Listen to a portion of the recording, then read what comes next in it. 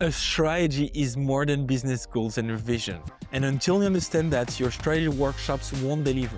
Yes, you will have a nice slide deck with a bold vision statement using words like empower or innovation. You will have nice business goals pleasing your management, but you won't reach them. You know why? Because you're not designing for a good strategy. A good strategy gives you a plan to actually achieve the direction you are aiming for. So in today's video, I want to share with you the framework I'm using to make sure that the strategy I design do deliver value and help my clients achieve their ambition. In those 6 questions, 2 of them are often skipped, so make sure to watch the entire video to avoid making the same mistakes. Welcome to another day, another workshop. My name is En-Naizi. I'm a workshop facilitator. I've been designing workshops for companies like Novartis, Volvo, and Toyota. And I also worked 10 years in consulting. So I did a lot of strategy work for my clients. So into this video, I want to talk about the topic about strategy, what is a good strategy, but also how you can build one in a team session with your team, because the best strategy is the one that you're going to create with your team, because they will understand the choices, they will participate, they will share their opinion, and by involving them in creating the strategy, you will create ownership, which is the most important ingredient because you want the strategy to see the light of day. Yes, you can think that if you contact a company like McKinsey or BCG, you will have a stronger strategy, maybe on paper, and I'm not even sure. But the problem with that is that it's really tricky and difficult to implement the strategy of someone else. So in my experience, and this is where the shift happens when I was running my consultancy back then, it's really when you integrate people in contributing the strategy session that the magic will take place. All right.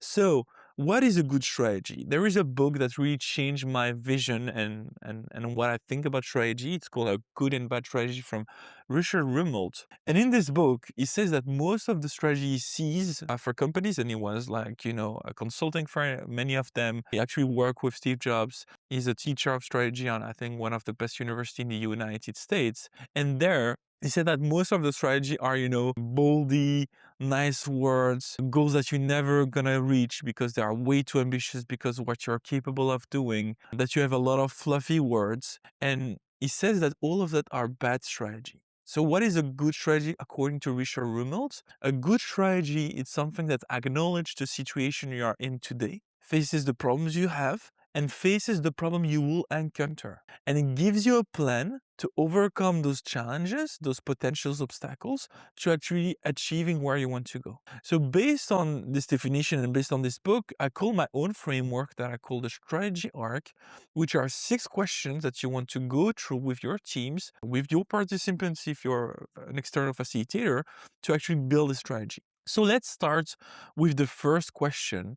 And the first question is, where are we now? So this question is actually the question that is going to help you build a real diagnosis of the situation. So I was saying it in the beginning of the video, most of the time what happens is that when you're building your strategy, you're going to be very ambitious, like defining goals, like let's be the leader on this market within 2 years, or let's do a 300% growth. And I don't have any problem with ambition. Actually, I'm always challenging my clients to go further.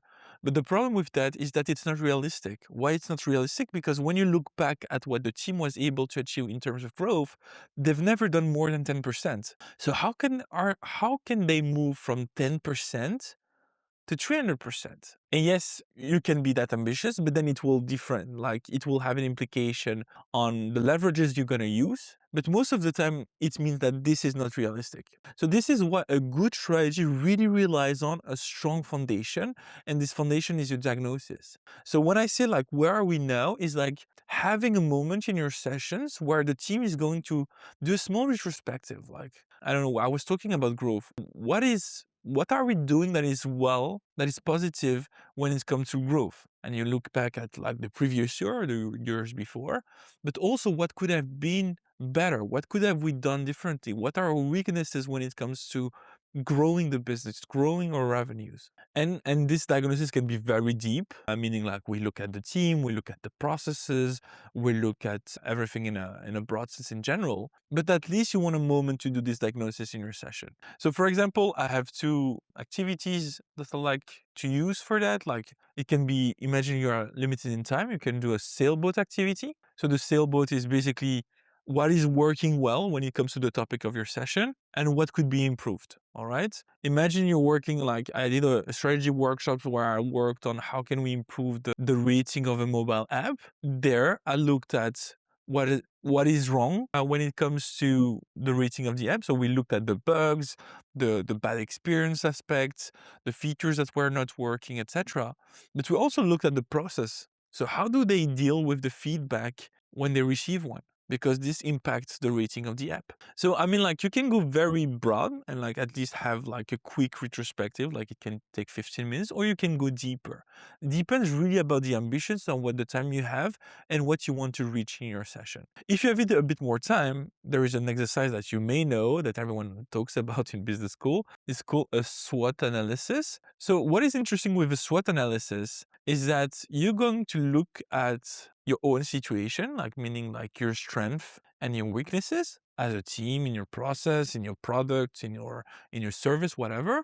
So it's going to be really the internal factors, but you're also going to look at the external factors, which are the threats and the opportunities. So you also have an analysis of the market situation, which could be interesting again in your situation. All right. So here I give you like precise example. I don't want to go too deep into the activities because this matters a bit less than the framework, but it just took so that you can like visualize how this diagnosis moment can play a big role. Awesome. So if I go back to the second question is like, where do we want to go? So I call this the direction. So where do we want to go? And it can take many forms. It can be like, I don't know, vision statement. It can be business goals. It can be a certain purpose statement, etc. But it's defining where actually we want to go, like defining business goals. We want to be the leader on this market. We want to be the first brand that comes in mind when it comes to, I don't know, health and fitness, etc., etc. All right. So this is the moment, because you did the diagnosis, you know a bit better, like what are the problems you have, what are your strengths, what may be possible, and then you move towards defining this direction. So I gave you examples. So let me give you again some examples of activities. So imagine you're working on the vision statement. An activity that I like is called the 2-year goals. If you want to define goals, you can just use an objectives exercise. Imagine you want to work on a purpose statement. You can just use this activity. Let me take the example of a vision. Like a vision, again, most of the time the vision comes into this fluffy bunch of nice words put together that looks nice on a slide deck or on your website, but it's not very tangible. So what you want to do, I'm going to give you a couple of tips just on this one, but those tips can be applied to every one of them, is that you want to make it more concrete. So give them guidance. It's not like your participants have written like so many vision statements in the past. So what is a good vision statement? So give them a good explanation of the exercise, what you expect from them, be clear. What I like to do is like, you always want to, when you brainstorm about something, you always want to aim for quantity, right? So that you have more options to choose from. So you're going to invite them to write as many vision statements as they can, so that you're removing the pressure of coming with the perfect vision statement. And the second thing that you want to do is that you want to give them the same direction so that you can compare them with each other. So for example, with the 2-year goals that I'm using, I will tell them like in 2 years and finish the sentence. So every contribution to this exercise will be like an idea that starts with in 2 years, we, na, na, na. And they need to complete the sentence. So what it does first, it gives them a direction. It feels a bit less overwhelming because they have a starting, like it's not like the blank page, like I need to think about the 2 years time frame. Why 2 years? It's because 2 years, I work mostly with corporates. It's not too close, but it's not too far away. So that's why. And then also like the real value is that you can compare them. Like, if you don't give that direction, someone can think about like 6 months, sometimes can think about like further away, sometimes like it can be very detailed, sometimes it can be just inspirational. So you want to give them like a direction. And then, as I said, like not everyone wrote vision statement in the past. It's actually like, it's a job writing vision statement. Of course, we're living in a world where AI can help you do that. But again, the value is creating it with the team. So what I love to do is to give examples and precise one. using the same formulate, in this case, like in 2 years, than the sentence. So recently I've run a team retreat with Volvo. We worked on the vision statement. And what did I do? I first give a broad example of what is a vision, what is a good vision. So I said, like, in 2 years, we'll be the brand that makes sustainability feel like a luxury, not a sacrifice. So for those who know of you already know who is the company behind, great. If you don't know, it's actually Patagonia. And you see here, it's not just fluff, because really Patagonia changed the way, like, you could feel that they're really about sustainability. Like, I don't know if you know, but this crazy Black Friday campaign, which was like, don't buy this. And the impact that it had, of course, it boosted sales, but it's more than just having a bold vision. It's actually, you can feel it in their strategy. Like, you can, like, when you buy a product, you have the unlimited support when it comes to repairing the product. I think it's free. So you have a lifetime guarantee, etc. So it's all about making their vision real and more than just a couple of words on a slide deck. So I gave them an example of a good vision statement. Then what do you want to do? It's good, give them good vision statement based on their own situation. So here I was working with a customer experience department. So I gave them 2 examples. I gave them, like, in 2 years, we'll be the company that turns every service interaction into a reason for customers to stay for life. So actually this one is Uber. So I explained this. I explained what Uber is doing actually to implement this vision. So the Uber One, which is the subscription where they can have advantage of being like a loyal member, etc., etc. When you lose a piece of item in your car, it's so easy to find it back. So all of that is, like, you can really see that they think about the customer service in another level and how it translates into their service and the product. And then I gave another one, which is, in 2 years, will be known as the brand that makes after sales feels as good as the purchase itself, which is also an important topic in customer experience. It's not just before, but also the after, especially here it was a car company, and the company here is Nespresso, and then I give example of what Nespresso is doing. So you see, yes, I'm taking more time to explain the activity. It's almost like, I always like to see strategy workshop like almost as also a small training, all right? So you give them enough information so that they understand the stakes of what is a good vision, what is a good business goal, what is a good purpose. So they understand it better. They can visualize with examples, put the examples in front of them. I had the slides with the examples, and then they can, like, it's gonna get easier for them to contribute. All right. So this was an example of vision statement.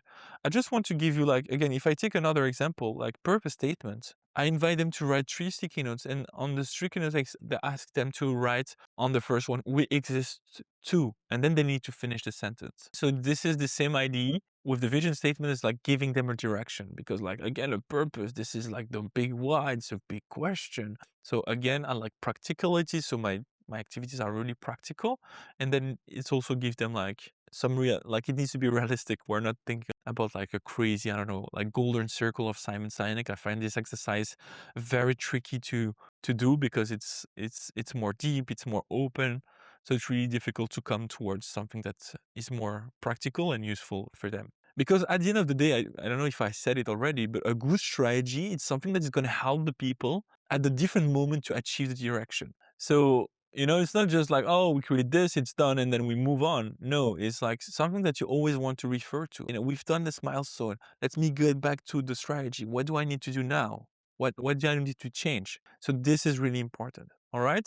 So just like, because I've been showing you cards, so I created this tool called the workshop deck, which is like 52 cards to help you design better sessions. It's work for strategy workshops, but also for any type of workshops. And if you're not fan of physical product, I've also have an app that you can actually use to design your own session. So it will guide you through a framework. It's called the 60 framework, so that it really delivers. All right, now let's move on to the third question. The third question is, what is standing in the way? So this question will help you define the obstacles. So what are the things that could prevent you from reaching the direction? So you define a vision, you define business goal that you want to reach. What could stop us getting there? And this is a question that most people skip.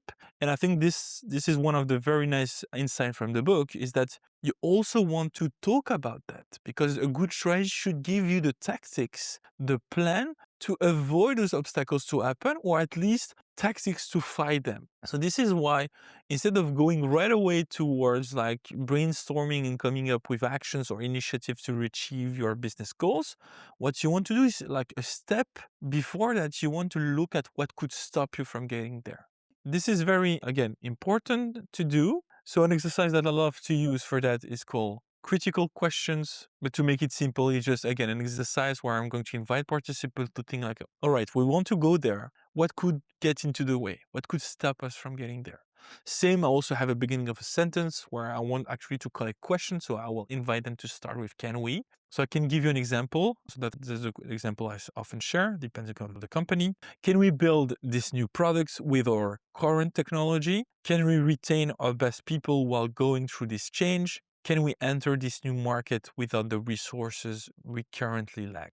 So again, the beauty here is that you're going to go for quantity over quality. You're going to collect all those obstacles and then you're going to prioritize them. And then you're going to have the most probable obstacles that could happen. And this is going to be very interesting for you because then when you're going to brainstorm, which is the fourth question, I will come back to that, then you're going to be able to define the tactics to overcome these obstacles, but also just tactics and ideas from just reaching your direction. So going back to my questions. So what is the fourth question? Is what options do we have? And I say options, it can be actions, ideas, projects, you got it. So it's basically all the things you could do to actually achieve the direction or overcome the obstacles we define. So this is the part where I'm not going to share like exercises because there are so many of them that you could use, but think that everything you've done so far is to actually define the plan. So this is where it's really important. This is like, now we need to come up towards those actions, towards those options, initiatives that take into consideration what happened. All right. So you're not going to put an action that is not possible because, like, again, if you look back at your diagnostic, you cannot do that. Like, we never find a way to be consistent and disciplined when it comes to, I don't know, following back with each of the bad feedback we got on the cars, but you're not going to put that. Or if we do, then like you want to define like what is the system we can put in place that takes into consideration that we are always struggling in the past to follow up each of those items. You see the point? So this is where you're going to give them a lot of time to go back to everything that has done. Hey guys, I invite you to go back to what was written when it comes to diagnostic. Like, look back at the most important challenges we prioritize. Look back at our weaknesses or threats if we use the SWOT. And again, it's not necessarily just the negative, it can be also the positive, like, because sometimes we've done great things in the past, but we didn't do enough of them. So the answer is just going to be like, I'm going to do that, but more. So it's just going about volume. Like, we had these great initiatives, why don't we do this more? Because it brings results in the past. So you see, also diagnostic is not just for the bad things that you want to take into consideration, it's also the good things that you can leverage. All right. So that's it. Something else that I need to talk about, because I mentioned this book, is Richard Rumelt comes with this concept of what he calls a guiding policies. So a guiding policy is basically inviting people to think how we can realize the direction. So it's a bit less concrete than options and actions. It's like guardrails. So giving direction of things you could do. All right. What I've discovered is that, especially, like, it can be difficult to do that. You need a lot of time with your teams. You need a lot of explanation on what is a good guiding policy, but it can be very strong because, like, it will channel the directions you need to take when it comes to actions. Because, you know, when you're going to brainstorm about the actions, the options you could take, you're not going to build like a long list of all the actions to get there. No, you want to start like for the first 6 weeks, and then you assess what you've done, and then you go back to it again. The beauty is that when you have the guiding policies, you can always come back to that, and it will help you define the right actions. Otherwise, you need to go back. I'm just sharing, I'm telling it to you because maybe you've read the book and you also love it. I love the concept of guiding policy, but sometimes it's difficult to put in place. This is why I simplified a bit the approach by asking people to think about actions, options, projects right away. I've said it, now I live comfortable with it. Now we can move towards the fifth question. So the fifth question is, what will we focus on? So this is really important, like, because, like, your resources, they are limited. You have a certain amount of budget, it's fixed, you have a certain size team. So you need to choose your battle. You cannot do everything at once. So this is where you need to decide. We've came up with all those actions initiatives, which are the ones we believe are going to help us achieve our direction, overcome the most important obstacles that we face, and that will also improve the challenges we identified in the first diagnosis. So this is where, again, this becomes difficult because people hate to make decisions. It's overwhelming. It's scary. Usually they want more time to do it than in the day itself. So what you want to do is actually build the confidence for them to take the decision. So what I would do here, especially in the strategy session, I will do a multi-layered prioritization to multiple steps so that they feel confident about making the decision. So I could use something simple as first a dot voting, like where they just need to vote on the ideas, on the actions they believe are the strongest. I can do a heat map where it's like a limited dot voting, and they just put where they want. Then you can move towards another voting technique like the straw poll, where like each person vote based on their name. So Mehdi, as a head of marketing, I will vote on this ID. Sylvia, as the head of technology, will vote as this ID. Mark, as the head of technology, will vote on this ID, etc., etc. And then what you also want to bring is something that will make sure that we're moving with the stronger actions and options. So the thing with dot voting and those type of selection methods, it can be biased in many ways. Like dots attract dots. So people will just follow where most voted IDs are. But also like something that looks cool, innovative, or fun, or different from usual, this tends to attract more votes. So you want to bring something else. Something I like to use is very simple. It's called the action board. So it's basically an impact and effort matrix where people can they're going to rate the impact. So do you think these actions will have a lot of impact when it comes to, again, achieving our direction, the business goals, the vision statement? Then you rate it on impact, and then you're going to do it on effort. And then you're going to see where are the quick wins, what are the projects we want to consider, what should we skip, and what are the tasks that may be worth investigating.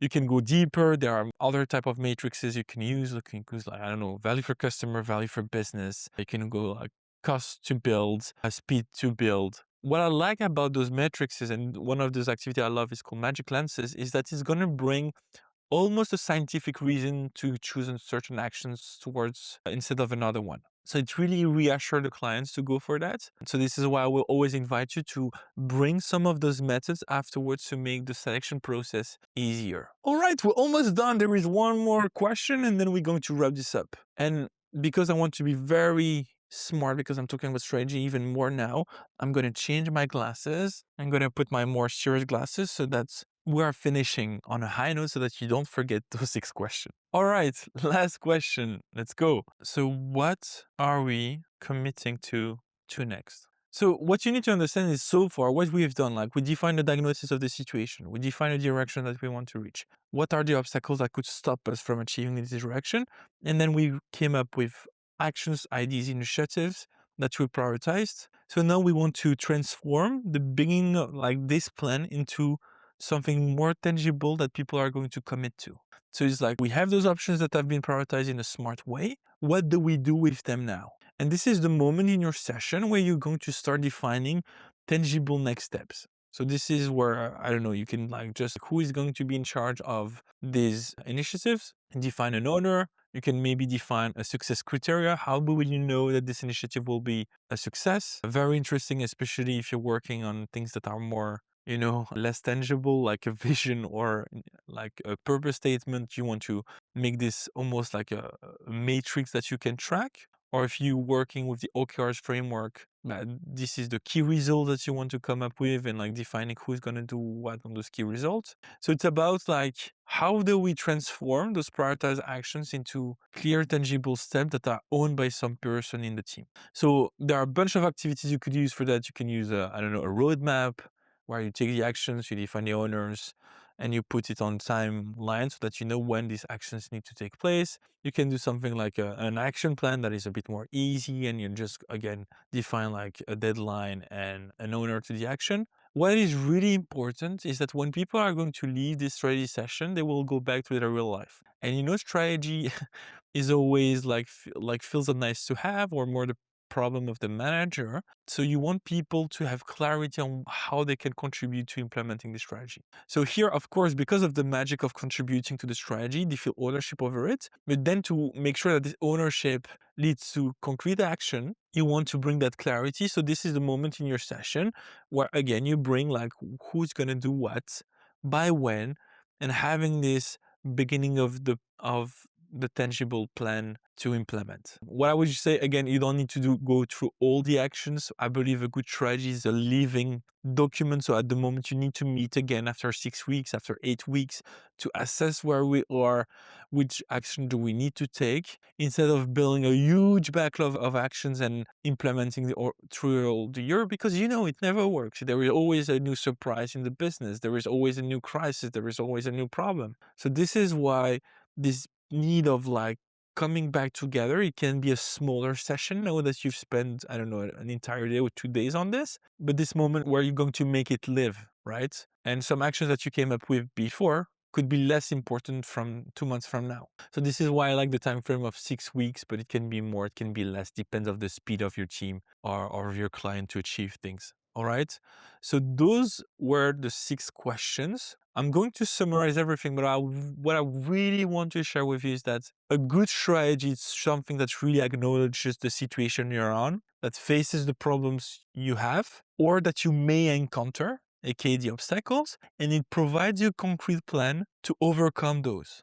And in this plan, for this plan to work, you need ownership. Not everything will be done by the boss. Everyone needs to contribute. This is why the team spend the 2 days together, is to build this strategy that is stronger because it was created by everyone. But then everyone will also need to make sure that it sees the light of day, that it's being implemented, so that we do reach those vision, those goals, those statements, etc. So let's go back to the 6th question. And now we're going to bring a better visual than me writing on a slide. So this is the strategy arc, so pyramid. So at the foundation, what do we have? We have the diagnosis.